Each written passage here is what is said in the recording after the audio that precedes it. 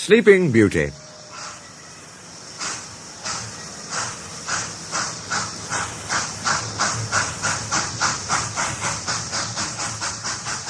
Duke's story soon spread.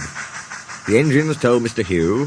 Mr. Hugh told the thin controller told the owner told his Grace told the small controller told the thin clergyman, and the thin clergyman told the fat one.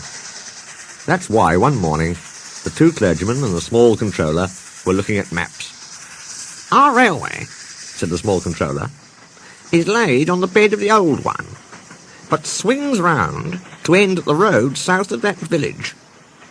The old line kept straight on. It went north of the village and then to the mountains. The maps show the works at the old station. If Duke is anywhere, he's there. Are you writing another book, sir?" "Yes," said the thin clergyman, "but not about you." He smiled at their downcast faces. "Cheer up," he went on. "It's about a nice old engine who is lost. But if you're good, the artist might put you in the pictures." "Oh, thank you, sir." So the clergyman told them about Duke and Falcon and Stuart. "So you see," he continued, "poor Duke was left alone." Three small engines sighed sympathetically. "And we want to find him, and mend him, and make him happy again. Your controller wants to help, but he can't if you're naughty." Three small engines promised to be as good as gold. The three men spent days and days at the old station. They came up every morning on Bert's train. He always whistled good luck as they walked up the track, but they had nothing in the evening except scratches and torn clothes. They wouldn't give up, though. "Duke's there somewhere," they said.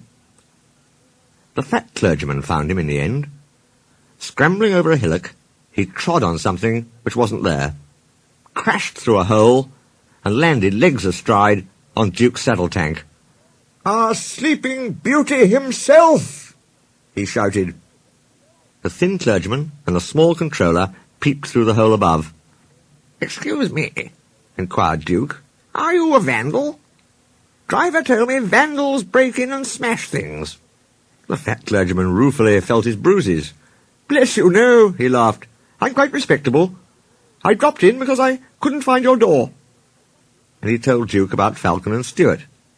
"So they did remember," said Duke softly. "Then does his Grace approve?" "Yes, he's coming." "To see me? How kind. And I'm all dirty. That will never do. Please clean me." So they set to work, and by the time the small controller had fetched his Grace, Duke was the cleanest of anyone in the shed. Early next morning, Mike brought workmen and tools. They enlarged the fat clergyman's hole, lifted Duke out, and put him on a low loader to take him away by road. "I'd be ashamed," Duke protested, "to travel by road. It's undignified." "I'm sorry, Duke," said his Grace, "but the small railway has no suitable trucks." Duke gave in then, but so many people came out and greeted him that he felt better. "So they still remember me," he thought happily. Donald was waiting with a flat truck. Everyone cheered when Duke was lifted onto it, and still more when he started along the big railway on the last stage of his journey to his new home. Peter, Sam, and Sir Handel were on early turn. They peeped out of the shed. "He's there," they whispered. "Shh, shh, shh." Duke opened his eyes. "You woke me," he grumbled. "In my young days, engines were seen and not heard, Grandpuff, remember?" "I remember," said Duke. "Two idle good-for-nothings called Falcon and Stuart. Good for you, Grandpuff. We're glad you've come. We can keep you in order now." "Keep me in order? Impertinence! Be off!" The pair chuffed away, well content.